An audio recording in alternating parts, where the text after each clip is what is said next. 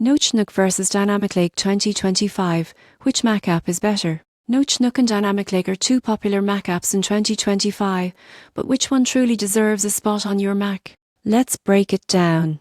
Notechnook is designed for productivity and organization, offering advanced note-taking, task management, and project tracking. Most people get this wrong. They assume it's just another note app, but Notechnook integrates calendars, reminders, and file attachments, making it a full workflow tool. You won't believe what happens next. It also supports real-time collaboration, so teams can work together on notes, checklists, and projects seamlessly. Dynamic Lake, on the other hand, focuses on data visualization and dynamic content creation. Its strength lies in generating charts, reports, and interactive dashboards. Unlike Notechnook, it's ideal for professionals who need to analyze and present data rather than manage daily tasks. Pricing and usability differ. Notechnook is user-friendly and intuitive for both beginners and power users, while Dynamic Lake has a steeper learning curve but offers more robust analytics capabilities. For individuals or small teams seeking organization, Notechnook is the better fit.